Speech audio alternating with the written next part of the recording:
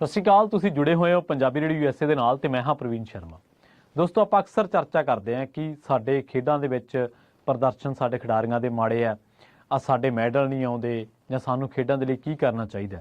ਪਰ ਤੁਹਾਨੂੰ ਪਤਾ ਵਾ ਕਿ ਯੂਪੀ ਦੇ ਵਿੱਚ ਇੱਕ ਅਜਿਹੀ ਘਟਨਾ ਵਾਪਰੀ ਹੈ ਜਿਹਦੇ ਵਿੱਚ ਇੱਕ ਕਬੱਡੀ ਟੂਰਨਾਮੈਂਟਾਂ ਦੇ ਦੌਰਾਨ ਖੇਡਣ ਗਈਆਂ ਖਿਡਾਰਨਾਂ ਨੂੰ, ਜਿਹੜੇ ਕਿ ਕਬੱਡੀ ਟੂਰਨਾਮੈਂਟ ਤਕਰੀਬਨ 16 ਡਿਵੀਜ਼ਨਾਂ ਦਾ ਸੀਗਾ ਤੇ ਉੱਥੇ 400 ਦੇ ਕਰੀਬ ਕਬੱਡੀ ਖਿਡਾਰਨਾਂ ਸਾਡੀਆਂ ਧੀਆਂ ਯਾਨੀ ਕਿ ਖੇਡਣ ਗਈਆਂ ਤੇ ਉੱਥੇ ਉਹਨਾਂ ਨੂੰ ਗੰਦੇ ਵਾਸ਼ਰੂਮਸ ਦੇ ਵਿੱਚ, ਗੰਦੇ ਬਾਥਰੂਮਾਂ ਦੇ ਵਿੱਚ ਖਾਣ ਨੂੰ ਖਾਣਾ ਦਿੱਤਾ ਗਿਆ। ਮਤਲਬ ਹੋਰ ਕੋਈ ਪ੍ਰਬੰਧ ਹੈ ਨਹੀਂ ਸੀ, ਛੱਤ ਉੱਥੇ ਹੀ ਸੀ ਤੇ ਉੱਥੇ ਉਹਨਾਂ ਨੂੰ ਖਾਣਾ ਰੱਖ ਦਿੱਤਾ ਗਿਆ ਤੇ ਉਹਨਾਂ ਨੂੰ ਕਿਹਾ ਕਿ ਜੇ ਤੁਸੀਂ ਖਾਣਾ ਤੇ ਇੱਥੇ ਬਹਿ ਕੇ ਤੁਸੀਂ ਖਾ ਲਓ। ਕਿੱਡੀ ਨਮੋਸ਼ੀ ਭਰੀ ਗੱਲ ਆ ਸਾਡੇ ਲਈ।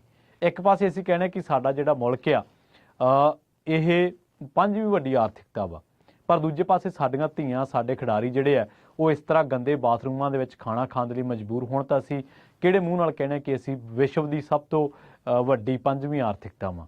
ਸ਼ਰਮ ਆਉਣੀ ਚਾਹੀਦੀ ਮੋਦੀ ਸਾਹਿਬ ਦੇ ਨਿਜ਼ਾਮ ਨੂੰ। ਇੱਕ ਪਾਸੇ ਯੋਗੀ ਸਾਹਿਬ ਦੀਆਂ ਮੂਰਤੀਆਂ ਬਣ ਰਹੀਆਂ ਨੇ, ਉਹਨਾਂ ਦੇ ਮੰਦਿਰ ਬਣ ਰਹੇ ਨੇ, ਪਰ ਦੂਜੇ ਪਾਸੇ ਉਸੇ ਯੂਪੀ ਦੇ ਵਿੱਚ ਸਾਡੀਆਂ ਧੀਆਂ ਜਿਹੜੀਆਂ ਨੇ ਉਹ ਗੰਦੇ ਬਾਥਰੂਮਾਂ ਦੇ ਵਿੱਚ ਖਾਣਾ ਖਾਣ ਦੇ ਲਈ ਮਜਬੂਰ ਨੇ। ਇੱਕ ਪਾਸੇ ਤੁਸੀਂ ਕਹਿੰਦੇ ਹੋ ਕਿ ਸਬਕਾ ਸਾਥ ਸਬਕਾ ਵਿਕਾਸ, ਮੋਦੀ ਸਾਹਿਬ ਕਹਿੰਦੇ ਨੇ ਨਾ, ਫਿਰ ਮੋਦੀ ਸਾਹਿਬ ਵਿਕਾਸ ਤੁਹਾਡਾ ਕਿੱਥੇ ਰਹਿ ਗਿਆ? ਕਿ ਅਰਬਪਤੀਆਂ ਨੂੰ ਮੁਲਕ ਦੇ ਵਿੱਚੋਂ ਪੈਸਾ ਦੇ ਕੇ ਭਜਾਉਣਾ ਤੁਹਾਡਾ ਵਿਕਾਸ ਆ? ਕਿ ਇੱਕ ਮਿਨੋਰਟੀ ਦੇ ਬੰਦੇ ਨੂੰ, ਕਿਸੇ ਵੀ ਫਿਰਕੇ ਦੇ ਬੰਦੇ ਨੂੰ ਸੋਸ਼ਲ ਮੀਡੀਆ ਤੇ ਉਹਦੀ ਕਿਰਦਾਰ ਕੁਸ਼ੀ, ਉਹਨੂੰ ਟਾਰਗੇਟ ਕਰਨਾ ਤੁਹਾਡਾ ਵਿਕਾਸ ਆ? ਕਿ ਚੰਦ ਕਰੋੜਪਤੀ ਜਿਹੜੇ ਅਰਬਾਂਪਤੀ ਘਰਾਣੇ ਉਹਨਾਂ ਦੇ ਲੋਨ ਮਾਫ ਕਰਨੇ ਤੁਹਾਡਾ ਵਿਕਾਸ ਆ? ਕਿ ਜਨਤਕ ਸੈਕਟਰ ਨੂੰ ਵੇਚਣਾ ਤੁਹਾਡਾ ਵਿਕਾਸ ਆ? ਸਾਨੂੰ ਦੱਸਤਾ ਦਿਓ ਇਹ ਵਿਕਾਸ ਕਹਿ ਜਾਵਾ। ਔਰ ਦੂਜੀ ਗੱਲ ਇਹ ਹੈ ਕਿ ਇਸ ਘਟਨਾ ਦੀ ਜਦੋਂ ਤਫਸੀਲ ਦੱਸਾਂਗੇ ਨਾ, ਤੁਹਾਨੂੰ ਤੁਹਾਡੇ ਰੌਂਗਟੇ ਖੜੇ ਹੋ ਜਾਣਗੇ। ਔਰ ਇਹਦੇ ਨਾਲ ਨਹੀਂ, ਇਹਦੇ ਨਾਲ ਤੁਹਾਨੂੰ ਹੋਰ ਬਹੁਤ ਸਾਰੀਆਂ ਚਰਚਿਤ ਜਿਹੜੀਆਂ ਚੀਜ਼ਾਂ ਨੇ ਉਹ ਦੱਸਣੀਆਂ ਲਾਜ਼ਮੀ ਨੇ। ਇਸ ਰਿਪੋਰਟ ਦੀ ਤਫਸੀਲ ਕੀ ਹੈ ਮੈਂ ਤੁਹਾਨੂੰ ਦੱਸਦਾ ਵਾਂ, ਪਰ ਸਾਡੇ ਲਈ ਸ਼ਰਮ ਦੀ ਗੱਲ ਹੈ ਕਿ 125 ਕਰੋੜ ਤੋਂ ਵੀ ਉੱਪਰ ਆਬਾਦੀ ਵਾਲੇ ਮੁਲਕ ਦੇ ਵਿੱਚ ਲੰਘੇ ਜਿਹੜੇ ਓਲੰਪਿਕ ਮੁਕਾਬਲੇ ਹੋਏ ਸੀ, ਸਾਡੇ ਕਿੰਨੇ ਕੁ ਮੈਡਲ ਆ? ਅਸੀਂ ਸਿਰਫ ਨੀਰਜ ਚੋਪੜਾ ਤੋਂ ਉਮੀਦਾਂ ਲਾ ਲੈਂਦੇ ਹਾਂ, ਮੈਰੀ ਕੌਮ ਤੋਂ ਉਮੀਦਾਂ ਲਾ ਲੈਂਦੇ ਹਾਂ, ਜਾਂ ਹੋਰ ਸਾਡੇ 15-20 ਹੋਣਹਾਰ ਖਿਡਾਰੀ ਜਿਹੜੇ ਆ ਉਹ ਇਹੋ ਜਿਹੇ ਨੇ ਜਿਨ੍ਹਾਂ ਤੋਂ ਅਸੀਂ ਉਮੀਦਾਂ ਲਾ ਕੇ ਰੱਖਦੇ ਹਾਂ। ਪਰ ਅਸੀਂ ਨਵੇਂ ਖਿਡਾਰੀ ਕਿਉਂ ਨਹੀਂ ਪੈਦਾ ਕਰ ਰਿਹਾ ਭਾਰਤ? ਸਾਡੇ ਲਈ ਸ਼ਰਮ ਦੀ ਗੱਲ ਆ ਨਾ ਕਿ ਸਾਡੀਆਂ ਖਿਡਾਰਨਾਂ, ਹੋਣਹਾਰ ਬੱਚੀਆਂ, ਸਾਡੀਆਂ ਧੀਆਂ ਜੋ ਗੰਦੇ ਬਾਥਰੂਮਾਂ ਦੇ ਵਿੱਚ ਖੇਡ ਮੁਕਾਬਲਿਆਂ ਦੇ ਦਰਮਿਆਨ, ਜੇ ਗੰਦੇ ਬਾਥਰੂਮਾਂ ਦੇ ਵਿੱਚ ਉਹਨਾਂ ਨੂੰ ਖਾਣਾ ਦਿੱਤਾ ਜਾਊਗਾ ਤਾਂ ਉਹਨਾਂ ਦੇ ਮਨ ਤੇ ਕੀ ਅਸਰ ਹੋਊਗਾ? ਭਾਰਤ ਦੇ ਵਿੱਚ ਖਿਡਾਰੀ ਬਣਨਾ ਕਿੰਨਾ ਔਖਾ ਹੈ। ਸੁਨੀਲ ਛੇਤਰੀ ਨੇ, ਉਹਨਾਂ ਨੂੰ ਮੈਨੂੰ ਯਾਦ ਆ ਗਈ ਉਹਨਾਂ ਦੀ ਇੱਕ ਕੋਟ, ਉਹ ਕਹਿੰਦੇ ਕਿ ਜਿਹੜੇ ਭਾਰਤ ਦੇ ਲੋਕ ਨੇ ਤੇ ਭਾਰਤ ਦਾ ਜਿਹੜਾ ਖੇਡ ਪ੍ਰਬੰਧਕੀ ਢਾਂਚਾ ਵਾ, ਇਹ ਜਿਹੜੇ ਵਰਲਡ ਫੇਮਸ ਹੋ ਜਾਂਦੇ ਲੋਕ ਉਹਨਾਂ ਮਗਰ ਭੱਜਦਾ, ਤੇ ਜਿਹੜੇ ਵਰਲਡ ਫੇਮਸ ਹੋਣ ਦਾ ਦਮ ਰੱਖਦੇ ਨੇ, ਜਿਨ੍ਹਾਂ ਦੇ ਵਿੱਚ ਮੱਦ ਹੈ, ਜਿਹੜੇ ਖੇਡ ਮੁਕਾਬਲਿਆਂ ਦੇ ਵਿੱਚ ਤਕੜੀ ਟੱਕਰ ਦੇ ਸਕਦੇ ਨੇ, ਭਾਰਤ ਦੇ ਅੱਗੇ ਜਾ ਕੇ ਰਿਪਰੈਜ਼ੈਂਟੇਟਿਵ ਬਣ ਸਕਦੇ ਨੇ, ਭਾਰਤ ਦਾ ਝੰਡਾ ਚਲਾ ਸਕਦੇ ਨੇ, ਅਸੀਂ ਉਹਨਾਂ ਨੂੰ ਕਦੇ ਗੌਲਦੇ ਵੀ ਨਹੀਂ। ਸੁਨੀਲ ਛੇਤਰੀ ਜੀ ਦਾ 2017 ਦੇ ਵਿੱਚ ਓਲੰਪਿਕ ਜਦੋਂ 2016 ਦੇ ਹੋਏ ਸੀ, ਉਸ ਤੋਂ ਬਾਅਦ ਉਹਨਾਂ ਦਾ ਇੱਕ ਆਰਟੀਕਲ ਆਇਆ ਸੀ ਜਿਹਦੇ ਵਿੱਚ ਕਿਹਾ ਗਿਆ ਸੀਗਾ ਕਿ ਭਾਰਤੀ ਲੋਕ, ਭਾਰਤੀ ਨਿਜ਼ਾਮ ਇਹ ਸਿਰਫ 18-20 ਕ੍ਰਿਕਟਰਸ ਦੇ ਪਿੱਛੇ ਹੀ ਦੌੜਦਾ, ਹੋਰ ਕਿਸੇ ਖੇਡ ਦੀ ਪੁੱਛ ਪੜਤਾਲ ਹੀ ਨਹੀਂ ਹੈ। ਤੇ ਸਾਨੂੰ ਪਤਾ ਵਾ, ਤੁਸੀਂ ਸਰਚ ਕਰਕੇ ਦੇਖੋ ਕਿ ਅਸੀਂ ਕਾਮਨਵੈਲਥ 'ਚ ਕਿੱਥੇ ਖੜੇ ਹਾਂ। ਪਿਛਲੇ ਦਿਨੀ ਪਟਿਆਲਾ ਯੂਨੀਵਰਸਿਟੀ ਦੇ ਵਿੱਚ ਖੇਡ ਮੁਕਾਬਲੇ ਹੋਏ। ਇਹ ਖਬਰਾਂ ਬੜੇ ਧੜਾਲੇ ਦੇ ਨਾਲ, ਜ਼ੋਰ ਨਾਲ ਚੱਲੀਆਂ ਕਿ ਉੱਥੇ ਖੇਡ ਮੁਕਾਬਲਿਆਂ ਦੇ ਦਰਮਿਆਨ ਜਿਹੜਾ ਵਾ ਉਹ ਵਾਸ਼ਰੂਮਸ ਦੇ ਵਿੱਚ ਟੀਕੇ ਸਰਿੰਜਾਂ ਨਾਲ ਭਰੇ ਪਏ ਸੀ। ਕਿ ਆਹ ਖੇਡ ਮੁਕਾਬਲੇ ਸਾਡੇ? ਅੱਜ ਤਾਂ ਅਸੀਂ ਯੂਨੀਵਰਸਿਟੀ ਮੁਕਾਬਲੇ ਸਰਿੰਜਾਂ ਲਾ ਕੇ ਜਿੱਤ ਲਾਂਗੇ, ਪਰ ਜਦੋਂ ਅਸੀਂ ਕੌਮਾਂਤਰੀ ਮੁਕਾਬਲਿਆਂ 'ਚ ਗਏ, ਜਦੋਂ ਅਸੀਂ ਬੀਜਿੰਗ ਗਏ, ਐਡੀਲੇਡ ਗਏ, ਮੈਲਬਰਨ ਗਏ, ਜਾਂ ਕਿਤੇ ਵੀ ਦੁਨੀਆ ਦੇ ਕਿਸੇ ਵੀ ਹਿੱਸੇ ਦੇ ਵਿੱਚ ਗਏ, ਉੱਥੇ ਕੀ ਕਰਾਂਗੇ? ਸੋ ਇਹ ਵੀ ਬਹੁਤ ਵੱਡਾ ਕਾਰਨ ਹੈ ਕਿ ਸਾਡੇ ਖਿਡਾਰੀ ਜਿਹੜੇ ਹੈ ਉਹ ਲੋਕਲ ਲੈਵਲ 'ਤੇ ਤਾਂ ਚੰਗਾ ਪਰਫਾਰਮ ਕਰ ਜਾਂਦੇ ਹੈ, ਕੁਝ ਸ਼ਾਰਟਕਟਸ ਲੈ ਕੇ, ਕੁਝ ਖੇਡਾਂ ਦੇ ਵਿੱਚ ਪੋਲੀਟਿਕਸ ਆ ਉਹਨਾਂ ਦੇ ਆਸਰੇ ਨਾਲ, ਪਰ ਜਦੋਂ ਇਹ ਕੌਮਾਂਤਰੀ ਮੁਕਾਬਲਿਆਂ 'ਚ ਜਾਂਦੇ ਤਾਂ ਅਸੀਂ ਪਛੜ ਜਾਂਦੇ ਹਾਂ। ਇਹ ਸਾਡੇ ਦੇਸ਼ ਦਾ ਦੁਖਾਂਤ ਹੈ। ਇਹ ਜਿਹੜਾ ਭਾਰਤ ਤੁਹਾਨੂੰ ਦਿਖਾਇਆ ਜਾ ਰਿਹਾ ਉਹਦੇ ਪਿੱਛੇ ਇੱਕ ਬਹੁਤ ਵੱਡੀ ਤਰਾਸਦੀ ਹੈ। ਸਹਾਰਨਪੁਰ ਦੀ ਇਹ ਜਿਹੜੀ ਘਟਨਾ ਹੈ ਪਿਛਲੇ ਦਿਨੀ ਵਾਪਰੀ ਸੀ, ਪਰ ਮੇਰੇ ਧਿਆਨ ਦੇ ਵਿੱਚ ਖੇਡਾਂ ਦੇ ਬਾਰੇ ਜਦੋਂ ਰਿਪੋਰਟ ਖੋਜ ਕਰ ਰਹੇ ਸੀਗੇ ਤਾਂ ਉਦੋਂ ਇਹ ਮਸਲਾ ਆਇਆ। ਸਹਾਰਨਪੁਰ ਯੂਪੀ ਦੇ ਵਿੱਚ ਜਿੱਥੋਂ ਦੇ ਯੋਗੀ ਸੈਕੰਡ ਟਾਈਮ ਰਿਪੀਟ ਹੋਏ ਆ, ਉੱਥੇ ਯੋਗੀ ਰਾਜ ਨੂੰ ਰਾਮ ਰਾਜ ਨਾਲ ਵੀ ਕੰਪੇਅਰ ਕੀਤਾ ਜਾਂਦਾ, ਤੁਹਾਨੂੰ ਪਤਾ ਹਿੰਦੂ ਤਵੀਆਂ ਵੱਲੋਂ। ਤਾਂ ਉੱਥੇ ਸਹਾਰਨਪੁਰ ਦੇ ਵਿੱਚ 16 ਡਿਵੀਜ਼ਨਾਂ ਦੇ ਮੁਕਾਬਲੇ ਹੋਣੇ ਸੀਗੇ ਤੇ ਉੱਥੇ ਹੋਇਆ ਕਿ ਵੀ 300 ਤੋਂ ਜ਼ਿਆਦਾ ਖਿਡਾਰਨਾਂ, ਸਾਡੀਆਂ ਧੀਆਂ ਭੈਣਾਂ ਉੱਥੇ ਖੇਡਣ ਗਈਆਂ ਸੀਗੀਆਂ। ਸਬ ਜੂਨੀਅਰ ਪੱਧਰੀ ਜਿਹੜਾ ਟੂਰਨਾਮੈਂਟ ਸੀਗਾ ਤੇ ਸੋਸ਼ਲ ਮੀਡੀਆ ਤੇ ਇਸ ਘਟਨਾ ਵਾਇਰਲ ਬਹੁਤ ਹੋਈ ਸੀਗੀ। ਉਦੋਂ ਖਿਡਾਰਨਾਂ ਨੂੰ ਪਖਾਨੇ ਦੇ ਵਿੱਚ ਰੱਖਿਆ ਭੋਜਨ ਪਰੋਸਿਆ ਗਿਆ। ਇੱਥੇ 300 ਦੇ ਕਰੀਬ ਖਿਡਾਰਨਾਂ ਇਕੱਠੀਆਂ ਹੋਈਆਂ ਸੀਗੀਆਂ। ਵੀਡੀਓ ਜਦੋਂ ਸਾਹਮਣੇ ਆਈ, ਹੁਣ ਜਿਹੜੇ ਸਾਡੇ ਖੇਡ ਪ੍ਰਬੰਧਕ ਹੈ, ਲਾਹਣਤ ਆਉਣੀ ਚਾਹੀਦੀ ਹੈ ਉਹਨਾਂ ਦੇ ਉੱਤੇ ਲਾਹਣਤ, ਲੱਖ ਦੀ ਲਾਹਣਤ ਆ ਕਿ ਉਹਨਾਂ ਦੇ ਬੱਚਿਆਂ ਦੇ ਨਾਲ ਜੇ ਅਜਿਹਾ ਹੋਵੇ ਕਿ ਉਹ ਇਹ ਚੀਜ਼ ਨੂੰ ਐਕਸੈਪਟ ਕਰ ਲੈਣਗੇ। ਦੂਜੀ ਗੱਲ ਇਹ ਹੈ ਕਿ ਇਹਨਾਂ ਬੇਸ਼ਰਮ ਅਫਸਰਾਂ ਤੋਂ ਪੁੱਛਣਾ ਚਾਹੀਦਾ ਹੈ ਕਿ ਜੇਕਰ ਤੁਹਾਡੇ ਨਾਲ ਕੋਈ ਇਹੋ ਜਿਹਾ ਵਰਤਾਰਾ ਕਰੇ ਕਿ ਤੁਹਾਨੂੰ ਵਾਸ਼ਰੂਮ ਦੇ ਵਿੱਚ ਗੰਦੇ ਥਾਂ ਰੱਖਿਆ ਭੋਜਨ ਤੁਹਾਨੂੰ ਖਵਾਇਆ ਜਾਵੇ ਤਾਂ ਕੀ ਤੁਸੀਂ ਖਾ ਲਓਗੇ? ਇਹ ਆਮ ਹੀ ਦੇਖਿਆ ਜਾਂਦਾ ਭਾਰਤ ਦੇ ਵਿੱਚ ਇਸ ਤਰ੍ਹਾਂ ਦਾ ਨਿਜ਼ਾਮ, ਇਸ ਤਰ੍ਹਾਂ ਦਾ ਪ੍ਰਬੰਧ ਕਿ ਜਿਹੜੇ ਆ ਅਫਸਰ ਹੁੰਦੇ ਆ ਮਾੜੇ ਮੋਟੇ ਖੇਡਾਂ ਦਾ ਪ੍ਰਬੰਧਨ ਦੇ ਨਾਲ ਜੁੜੇ, ਇਹ ਜਦੋਂ ਕੋਈ ਲੀਡਰ ਆਉਂਦਾ ਉਹਦੇ ਅੱਗੇ ਪਿੱਛੇ ਲਿਟਦੇ ਫਿਰਦੇ ਹੁੰਦੇ ਆ। ਚਮਚਾਗਿਰੀ ਦੇ ਵਿੱਚ ਪਿੱਛੇ ਨਹੀਂ ਰਹਿਣਾ ਚਾਹੁੰਦੇ। ਇਹ ਮਹਿੰਗੇ ਮਹਿੰਗੇ ਗੁਲਦਸਤੇ ਉਹਨਾਂ ਨੂੰ ਦਿੰਦੇ ਆ, ਉਹਨਾਂ ਦੀ ਖੁਸ਼ਾਮਦੀ ਕਰਦੇ ਆ, ਚਾਪਲੂਸੀ ਕਰਦੇ ਆ ਤਾਂ ਜੋ ਉਹਨਾਂ ਨੂੰ ਖੁਸ਼ ਰੱਖ ਸਕਣ।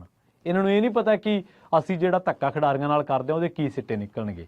ਤਾਂ ਇਹ ਖੁਸ਼ਾਮਦਗੇ, ਚਾਪਲੂਸ, ਘਟੀਆ, ਲਾਹਣਤੀ ਅਫਸਰ ਜਿਹੜੇ ਸਾਡੇ ਨਿਜ਼ਾਮ ਨੂੰ ਚਿੰਬੜੇ ਹੋਏ ਆ, ਇਹ ਵੀ ਇਹਨਾਂ ਵਾਰਦਾਤਾਂ ਦੇ ਲਈ ਜ਼ਿੰਮੇਵਾਰ ਨੇ। ਉਸ ਤੋਂ ਬਾਅਦ ਕੀ ਹੋਇਆ ਕਿ ਖੇਡ ਮੰਤਰੀ ਅਨੁਰਾਗ ਠਾਕੁਰ ਨੂੰ ਪਤਾ ਲੱਗਿਆ, ਉੱਤਰ ਪ੍ਰਦੇਸ਼ ਦੇ ਜਿਹੜੇ ਵਧੀਕ ਖੇਡ ਸਕੱਤਰ ਨੇ, ਮੁੱਖ ਸਕੱਤਰ, ਉਹਨਾਂ ਤੋਂ ਬਾਅਦ ਜਿਹੜੇ ਖਾਣਾ ਵਰਤਾਉਣ ਵਾਲੇ ਜ਼ਿੰਮੇਵਾਰ ਲੋਕ ਸੀਗੇ ਤੇ ਖੇਡ ਅਧਿਕਾਰੀ ਸੀਗੇ, ਉਹਨਾਂ ਨੂੰ ਫਿਰ ਮੁਅੱਤਲ ਕਰ ਦਿੱਤਾ ਗਿਆ।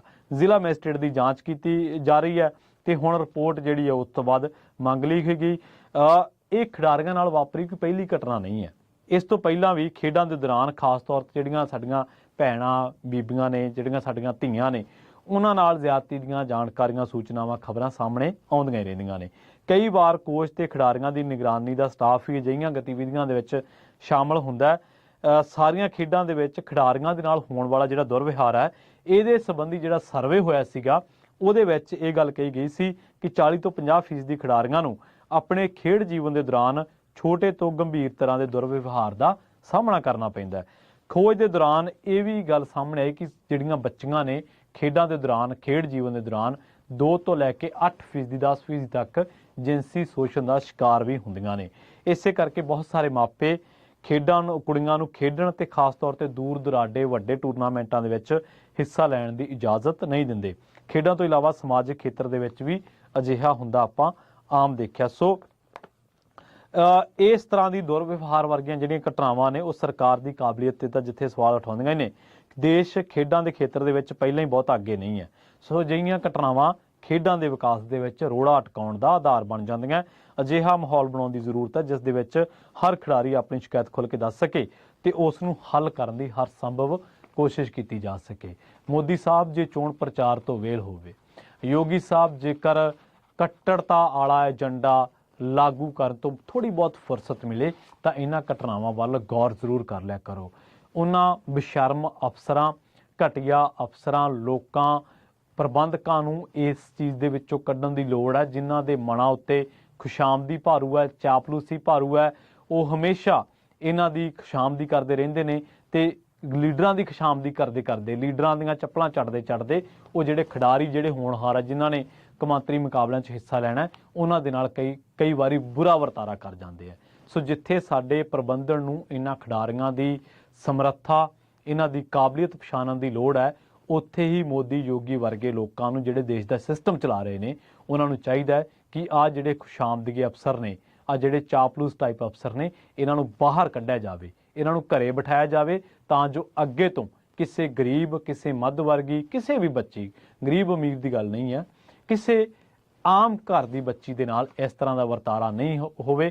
ਪਰ ਇੱਥੇ ਘਟੀਆ ਕਿਸਮ ਦੇ ਲੋਕ ਇਹੋ ਜਿਹੇ ਨੇ ਜਿਹੜੇ ਵੰਦਨਾ ਕਟਾਰੀਆ ਦੇ ਘਰ ਮੂਹਰੇ ਜਾ ਕੇ ਜਿਹੜੇ ਉਹਦੇ ਜਾਤੀ ਤੌਰ ਤੇ ਗਾਲਾਂ ਕੱਢਦੇ ਨੇ, ਜਾਤੀ ਸੂਚਕ ਸ਼ਬਦ ਵਰਤਦੇ ਨੇ। ਉਹਨਾਂ ਲੋਕਾਂ ਨੂੰ ਵੀ ਲੱਖ ਦੀ ਲਾਹਣਤ ਹੈ ਜਿਹੜੇ ਖਿਡਾਰੀ ਨੂੰ ਵੀ ਕੱਟੜਤਾ ਦੀ, ਧਰਮ ਦੀ, ਫਿਰਕੇ ਦੀ ਐਨਕ ਲਾ ਕੇ ਦੇਖਦੇ ਨੇ। ਆਪਾਂ ਦੇਖਿਆ ਅਰਸ਼ਦੀਪ ਨਾਲ ਕੀ ਹੋਇਆ। ਪਰ ਜੇਕਰ ਲਾਹਣਤੀਓ, ਜੇਕਰ ਤੁਸੀਂ ਖਿਡਾਰੀਆਂ ਦੇ ਨਾਲ ਇਹੋ ਵਰਤਾਰੇ ਕਰੋਗੇ, ਫਿਰ ਇਹ ਨਾ ਸੋਚੋ ਕਿ ਤੁਹਾਡੇ ਵਿਸ਼ਵ ਦੇ ਵਿੱਚ ਝੰਡੇ ਝੂਲਣਗੇ। ਜੇ ਝੰਡੇ ਚਲਾਉਣੇ ਆ ਤੇ ਪਹਿਲਾਂ ਖਿਡਾਰੀਆਂ ਨੂੰ ਫਿਰਕਾ ਪ੍ਰਸਤੀ ਵਾਲੀ ਨਜ਼ਰ ਤੋਂ ਵੇਖਣਾ ਬੰਦ ਕਰੋ। ਪਹਿਲਾਂ ਕੋਹਲੀ ਵਰਗਿਆਂ ਨੂੰ, ਮੁਹੰਮਦ ਸ਼ਮੀ ਵਰਗਿਆਂ ਨੂੰ, ਪਹਿਲਾਂ PV ਸਿੰਧੂ ਵਰਗਿਆਂ ਦੀਆਂ ਜਾਤਾਂ ਖੋਜਣਾ ਬੰਦ ਕਰੋ। ਪਹਿਲਾਂ ਵੰਦਨਾ ਕਟਾਰੀਆਂ ਨੂੰ ਗਾਲਾਂ ਕੱਢਣੀਆਂ ਬੰਦ ਕਰੋ। ਸੋ ਲਾਹਣਤ ਇਹੋ ਜਿਹੇ ਖੇਡ ਸਿਸਟਮ ਦੇ ਉੱਤੇ ਜਿਹੜਾ ਖਿਡਾਰਨਾਂ, ਧੀਆਂ, ਭੈਣਾਂ, ਬੱਚੀਆਂ ਦੇ ਨਾਲ ਇਹੋ ਜਿਹਾ ਵਰਤਾਰਾ